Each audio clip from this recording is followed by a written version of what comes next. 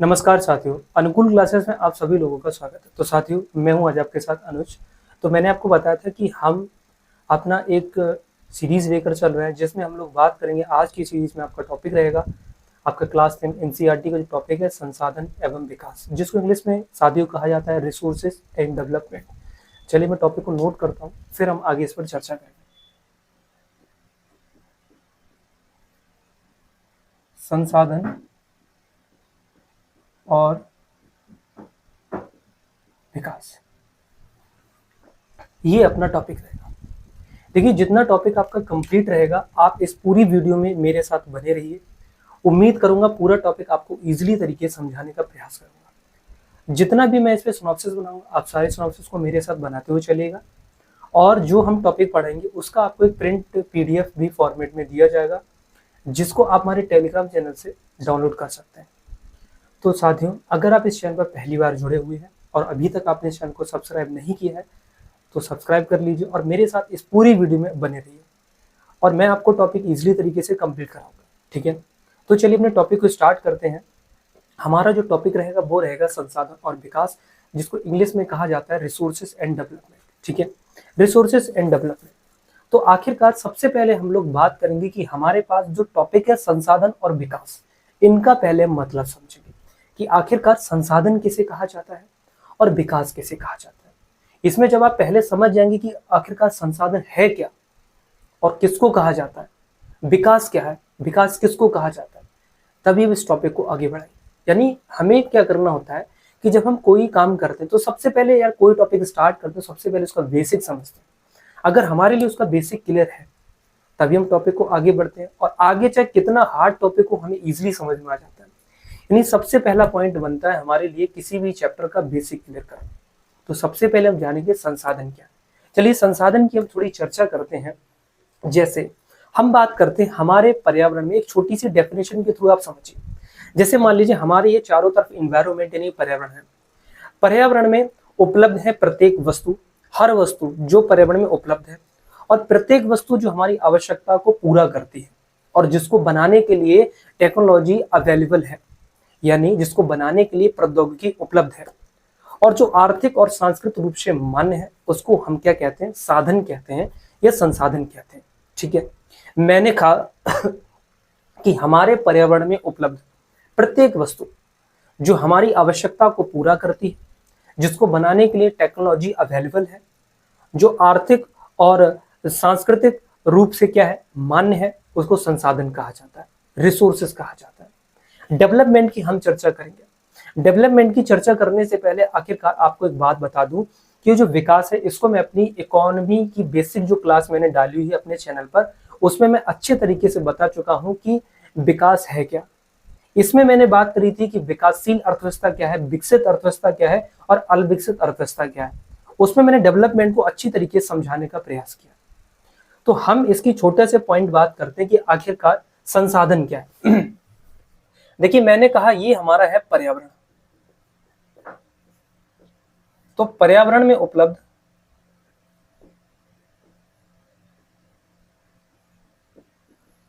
प्रत्येक वस्तु जो हमारी आवश्यकता को पूरा करती है, जिसको बनाने के लिए हमारे पास क्या उपलब्ध है, प्रौद्योगिकी उपलब्ध है, जो आर्थिक और सांस्कृतिक रूप से मान्य है, उसको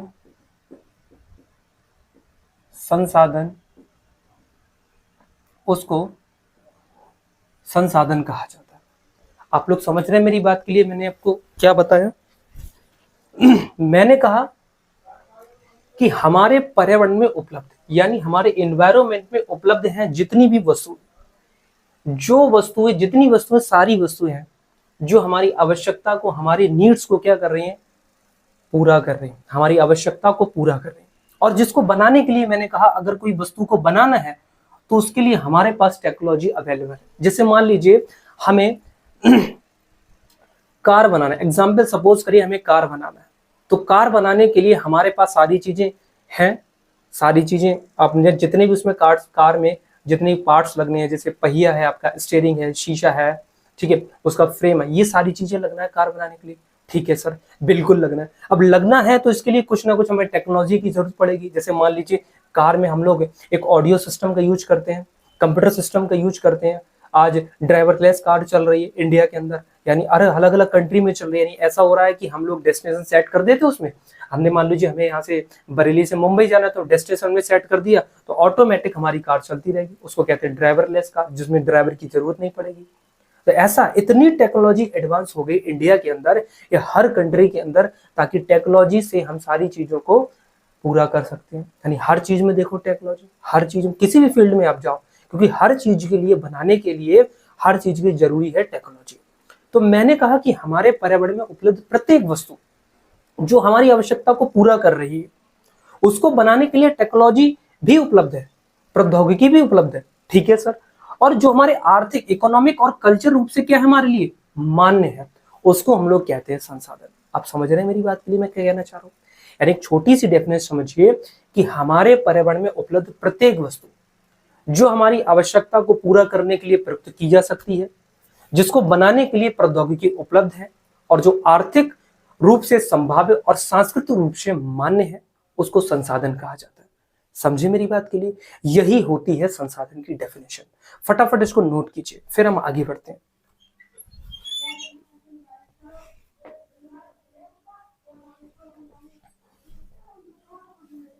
ठीक है, आगे हम लोग बात करते हैं मेरे भाई कि संसाधन को हम लोग अच्छी तरीके से समझ चुके। अब हम बात करेंगे संसाधनों का वर्गीकरण। ठीक है, अब यहां से अगर मैं छोटा सा पॉइंट उठाऊं कि संसाधनों का वर्गीकरण आखिरकार है क्या, तो संसाधनों के वर्गीकरण को मेरे भाई चार प्रकार में बांटा गया है। ठीक है सर, बिल्कुल 4 प्रकार में बांट ले हैं। ठीक है, पहला होता है आपका उत्पत्ति के आधार पर। पहला पॉइंट आता है उत्पत्ति के आधार पर। ठीक है भाई, पहला पॉइंट जो है वो है आपका उत्पत्ति के आधार पर। ठीक है, पहला मेरे भाई मैंने बताया था आपको उत्पत्ति के आधार पर। दूसरा जो होता है समाप्यता के आधार पर। समाप्यता के आधार पर। तीसरा होता है आपका स्वामित्व के आधार पर।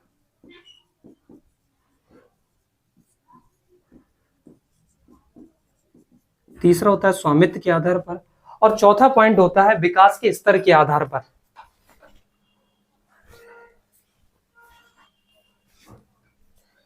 चौथा जो आपका होता है वह होता है विकास के स्तर के आधार पर। ठीक है, तो हम लोग 4 तरीके से इसमें बात कर रहे हैं कि आखिरकार है क्या। पहला मैंने भाई बताया था मैंने आपका कि आपका उत्पत्ति के आधार पर संसाधन का वर्गीकरण। ठीक है सर। दूसरा मैंने बताया था समाप्यता के आधार पर। तीसरा मैंने बताया था स्वामित्व के आधार पर। चौथा बताया था विकास के आधार पर। ठीक है, अब इस तरीके से हमने संसाधनों का वर्गीकरण को 4 तरीके से हमने बांट लिया। ठीक है साहब, अब ये 4 तरीके हमने बांटे थे उत्पत्ति के आधार पर, समाप्यता के आधार पर, स्वामित्व के आधार पर और विकास के आधार पर। अब इनके साथ ही साथ अगर मैं उत्पत्ति के आधार पर बात करूं तो संसाधनों का वर्गीकरण उत्पत्ति के आधार पर 2 तरीके से किया जाता है। पहला होता है आपका जैव और दूसरा होता है अजैव। यानी पहला इसमें आता है जैव संसाधन, जैव संसाधन, और दूसरा आपका आता है अजैव संसाधन। ठीक है, समाप्यता के आधार पर अगर बात करते हैं तो पहला पॉइंट होता है नवीकरण योग्य। पहला आता है इसमें नवीकरण योग्य, नवीकरण योग्य संसाधन, और दूसरा आता है अनवीकरण योग्य संसाधन। योग्य संसाधन।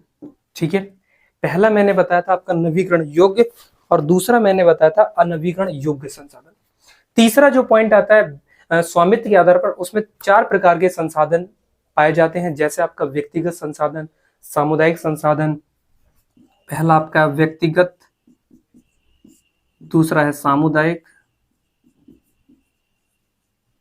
तीसरा आपका राष्ट्रीय और चौथा है आपका अंतरराष्ट्रीय। व्यक्तिगत संसाधन, राष्ट्रीय संसाधन, अंतरराष्ट्रीय संसाधन और अंतरराष्ट्रीय संसाधन, 4 प्रकार से हमने इसमें संसाधनों को इसमें बांट दिया। ठीक है भाई, इसमें भी हमने 4 तरीके से बांट दिया।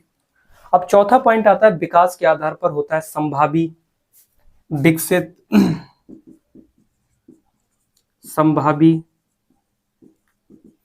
विकसित, संचित और भंडारित। संभावी संसाधन,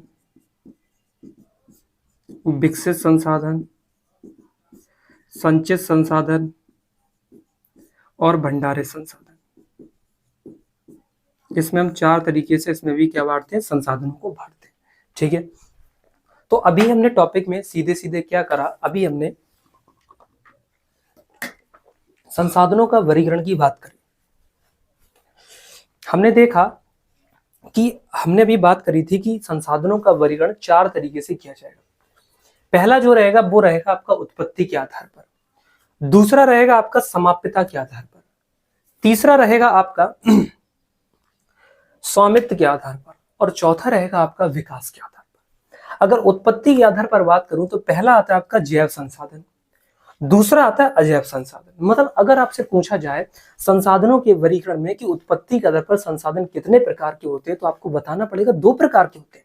कौन कौन से? जैव संसाधन, अजैव संसाधन। दूसरा पॉइंट आता है समाप्यता के आधार पर। समाप्यता के आधार पर संसाधन 2 प्रकार के होते हैं, नवीकरण योग्य संसाधन, अनवीकरण योग्य संसाधन। तीसरा पॉइंट आता है स्वामित्व के आधार पर। स्वामित्व के आधार पर संसाधन होते हैं 4 प्रकार के। पहला होता है व्यक्तिगत संसाधन, दूसरा होता है सामुदायिक संसाधन, तीसरा होता है अंतरराष्ट्रीय संसाधन और चौथा होता है राष्ट्रीय संसाधन। ठीक है भाई, समझ में आ रहा है? आगे बढ़िए। चौथा पॉइंट कहलाता है विकास के स्तर के आधार पर संसाधनों का वर्गीकरण। इसमें भी 4 प्रकार का होता है आपका, संभावी संसाधन, विकसित संसाधन और भंडारित संसाधन और संचित संसाधन। ये संसाधनों के वर्गीकरण की हमने बात कर ली। ठीक है साहब, अब यहां तक हम लोग चर्चा कर चुके कि संसाधन का वर्गीकरण आखिरकार है क्या। ठीक, अब यहां से हम लोग एक एक करके इन सभी की चर्चा करेंगे इस टॉपिक में कि जैव संसाधन क्या होता है, अजैव संसाधन क्या है, नवीकरण योग्य क्या है, अनवीकरण योग्य। ऐसा नहीं है कि हम एक की चर्चा करके टॉपिक को छोड़ दें, नहीं मेरे भाई, हम एक एक संसाधन के वर्गीकरण की बात करेंगे। आखिरकार जैव संसाधन क्या है, अजैव संसाधन क्या है, इन सभी संसाधनों की हम लोग चर्चा करेंगे। ठीक है, तो पहला यहां से मैं पॉइंट उठाता हूं, यहां से जैव संसाधन।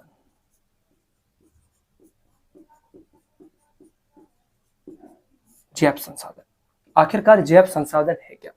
तो चलिए इसको सिनॉप्सिस को बनाने से पहले सबसे पहले हम लोग, हमारा काम क्या है, हम पहले समझ लेते हैं कि आपका जैव संसाधन क्या है, अजैव संसाधन क्या है। देखिए, जैव संसाधन की बात करता हूं तो ऐसे संसाधन जो हमें जीव मंडल से प्राप्त होते हैं, जिनमें जीवन होता है, उनको जैव संसाधन कहते हैं। तो मैंने कहा ऐसे रिसोर्सेज, सभी ऐसे रिसोर्सेज जो हमें जीव मंडल से प्राप्त होते हैं, जिनमें जीवन भी होता है, उनको जैव संसाधन कहते हैं। जैसे आपका मनुष्य है, प्राणी जात है, आपका पशुधन है, ये सारी चीजें जैव संसाधन के अंतर्गत आते हैं। दूसरा पॉइंट हम आगे बात करते हैं अजैव संसाधन। तो मैंने कहा कि वे सभी संसाधन जो निर्जीव वस्तु से बने हैं, निर्जीव वस्तुएं जिनमें जान नहीं होती है, यानी वे सभी संसाधन जो निर्जीव वस्तुओं से बने हैं, उनको अजैव संसाधन कहते हैं। जैसे आपका चट्टाने हैं और धातु हैं। ठीक है भाई, आगे बढ़ते हैं। अब जैसे तीसरा पॉइंट इसमें आता है नवीकरणीय योग्य संसाधन। नवीकरणीय योग्य संसाधन होता क्या है और अनवीकरणीय योग्य संसाधन क्या होता है? देखिए, नवीकरणीय योग्य संसाधन की बात करते हैं ऐसे संसाधन जिन्हें विभिन्न भौतिक, रासायनिक, यांत्रिक प्रक्रियाओं के द्वारा पुनः उपयोग में लाया जाता है या पुनः उपयोगी बनाया जाता है, उनको नवीकरणीय संसाधन कहते हैं। ऐसे संसाधन जिनको विभिन्न प्रक्रियाओं के द्वारा, चाहे प्रक्रिया आपकी भौतिक प्रक्रिया हो, चाहे रासायनिक प्रक्रिया हो, या फिजिकल हो, केमिकल हो, या यांत्रिक प्रक्रिया मैकेनिकल प्रोसेस हो, इन सभी प्रोसेस के द्वारा, physical process, chemical process, mechanical process, इनके द्वारा इनको पुनः उपयोग में बनाया जा सकता है, पुनः उपयोगी बनाया जा सकता है, उनको कहते हैं नवीकरणीय योग्य संसाधन। अब दूसरा इसमें पॉइंट आता है कि अनवीकरणीय योग्य संसाधन क्या है। तो ऐसे संसाधन जिन्हें एक बार प्रयोग में लाने के बाद पुनः उपयोगी नहीं बनाया जा सकता या पुनः उपयोग में लाया नहीं जा सकता। तो जो नवीकरण योग्य जो संसाधन है उनको केवल एक बार यूज किया जाएगा, उनको दोबारा यूज नहीं किया जा सकता है। जैसे आपका मैं बात करता हूं आपका खनिज। खनिज जो होता है अनवीकरणीय संसाधन का पार्ट है।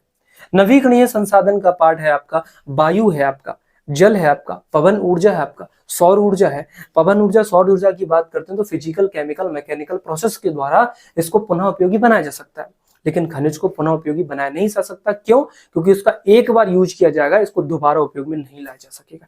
यही कहलाता है आपका अनवीकरणीय योग्य संसाधन। तो चारों संसाधन आप समझ गए। फिर इसका सिनॉप्सिस क्लियर कर लेते हैं, सिनॉप्सिस बना लेते हैं, सारे पॉइंट मेरे भाई क्लियर हो जाएंगे। तो मेरे साथियों, आप मेरे साथ वीडियो में एंड तक बने रहिए, और अभी तक अगर आप चैनल पर पहली बार जुड़े हैं और अभी तक सब्सक्राइब नहीं तो प्लीज सब्सक्राइब कर लीजिए चैनल के लिए, क्योंकि सारी चीजें बहुत बढ़िया तरीके से क्लियर होने वाली है। ये मेरा वादा है आपसे। ठीक है, चलिए आगे बढ़ते हैं। जैव संसाधन की मैं बात कर रहा था। मैंने कहा कि जैव संसाधन ऐसे संसाधन जो हमें जीव मंडल से प्राप्त होते हैं। जैव संसाधन जो जीव मंडल से प्राप्त होते हैं, जिनमें जीवन होता है, उसको जैव संसाधन कहते हैं। जैव संसाधन कहते हैं। जैसे आपका एग्जाम्पल में ले लिया मैंने, मनुष्य हो गया,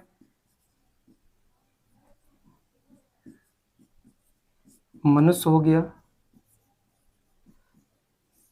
प्राणी जात हो गया, और आपका पशुधन हो गया। यानी ऐसे संसाधन जो हमें जीव मंडल से प्राप्त होते हैं, जिसमें जीवन होता है, उनको जैव संसाधन कहते हैं। जैसे आपका मनुष्य है, प्राणी जात है, और आपका पशुधन। दूसरा पॉइंट कहलाता है आपका अजैव संसाधन। अजैव संसाधन, आखिरकार अजैव संसाधन क्या है? मैंने कहा था अजैव संसाधन निर्जीव वस्तुओं से बने होते हैं। तो ऐसे संसाधन जो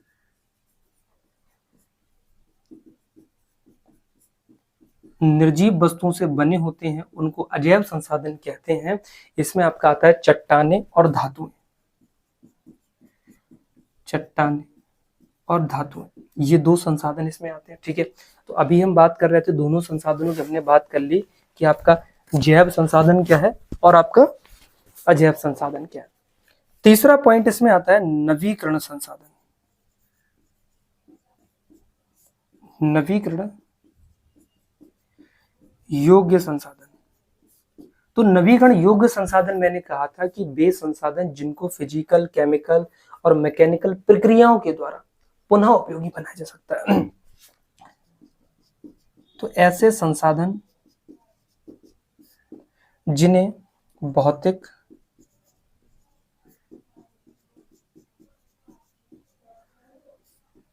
रासायनिक, ठीक है, भौतिक हो गया, रासायनिक हो गया, और आपका यांत्रिक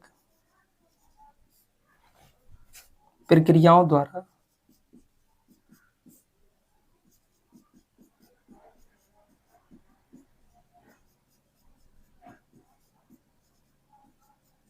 पुनः उपयोगी बनाया जा सकता है। ठीक है, पुनः उपयोगी बनाया जा सकता है। मैंने कहा नवीकरण योग्य संसाधन क्या होता है? मैंने कहा ऐसे संसाधन जिनको भौतिक, रासायनिक, यांत्रिक प्रक्रियाओं के द्वारा पुनः उपयोगी बनाया सकता है, उनको कहते हैं नवीकरण योग्य संसाधन, जिसमें वायु, जल, पवन ऊर्जा, सौर ऊर्जा, इसमें आता है आपका वायु हो गया, जल हो गया, पवन ऊर्जा हो गया, और सौर ऊर्जा, इसको शामिल किया जाता है। ठीक है, चौथा संसाधन होता है आपका अनवीकरण योग्य संसाधन। अनवीकरण योग्य संसाधन, ऐसे संसाधन जिनको केवल एक बार प्रयोग करने के बाद जिनका दोबारा उपयोग नहीं किया जाता है, यानी एक बार उपयोग में लाने के बाद, एक बार उपयोग के बाद पुनः उपयोग नहीं किया जा सकता, उनको कहते हैं हम लोग अनवीकरणीय योग्य संसाधन, जिसका एग्जाम्पल आपका खनिज। ठीक है, तो साथियों अभी हमने बात करा था केवल 4 संसाधन की, आखिरकार ये है क्या। सबसे पहले मेरे भाई एक बार फिर समझते हैं। मैंने आपको बताया था कि पर्यावरण में संसाधन की परिभाषा क्या है, संसाधन के बारे में मैंने भरपूर चर्चा कर ली। फिर मैंने बताया था संसाधन का वर्गीकरण 4 प्रकार से बांटा, हर एक को अलग अलग प्रकार से इसमें बांटा गया है। ठीक है सर। फिर मैंने बताया था कि जैव संसाधन की परिभाषा क्या है, तो जैव संसाधन मैंने बताया था कि ऐसे संसाधन जो हमें जीव मंडल से प्राप्त होते हैं, जिनमें जीवन होता है, उसको हम लोग कहते हैं जैव संसाधन, जो कि आपका मनुष्य हो गया, प्राणी जात हो गया और आपका पशुधन हो गया। एक बार चेक कर लो कि आपको सारी चीजें बिल्कुल क्लियर दिखाई दे रही हैं, नहीं दे रही। ठीक है भाई। तो जैव संसाधन की मैंने बात की, तो ऐसे संसाधन जो हमें जीव मंडल से प्राप्त होते हैं, इनमें जीवन होता है, उसको कहते हैं जैव संसाधन। जैसे आपका हो गया मनुष्य, प्राणी जात और पशुधन। फिर मैंने बात करी थी अजैव संसाधन की, मैंने कहा ऐसे संसाधन जो निर्जीव वस्तुओं से बने होते हैं, जैसे चट्टाने हो गया, धातु होगी, ये आपका अजैव संसाधन का पार्ट है। फिर मैंने बात करा था नवीकरणीय योग्य संसाधन। मैंने कहा ऐसे संसाधन जो भौतिक, रासायनिक, यांत्रिक प्रक्रियाओं के द्वारा जिनको पुनः उपयोग में लाया जा सकता है या पुनः उपयोगी बनाया जा सकता है, उनको कहते हैं नवीकरणीय योग्य संसाधन। ठीक है। अनवीकरणीय योग्य संसाधन होता है ऐसे संसाधन जिनको एक बार उपयोग में लाने के बाद पुनः उपयोग में नहीं ला सकता या पुनः उपयोगी नहीं बनाया सकता, उनको कहते हैं आपका अनवीकरणीय योग्य संसाधन। इसका एग्जाम्पल है खनिज। तो आप लोग समझ रहे हैं कि मैंने सारी चीजें आपको समझा रहा हूँ। जितनी सारी चीज समझा रहा हूँ आप मेरे साथ इसको नोट करते चलिएगा कि आखिरकार ये सारी चीजें हैं क्या। ठीक है। तो आज हमने चर्चा की थी केवल आपके उत्पत्ति के आधार पर जैव संसाधन की, अजैव संसाधन की, नवीकरणीय संसाधन, अनवीकरण संसाधन की, इनकी हमने चर्चा की। आज की वीडियो में बस इतना ही रहने देता हूँ। नेक्स्ट वीडियो में इससे आगे का टॉपिक चले, जिसमें हम व्यक्तिगत संसाधन से स्टार्ट करेंगे, भंडारित संसाधन तक कंप्लीट करें। तो आज की वीडियो में बस इतना ही। Thank you. जय हिंद।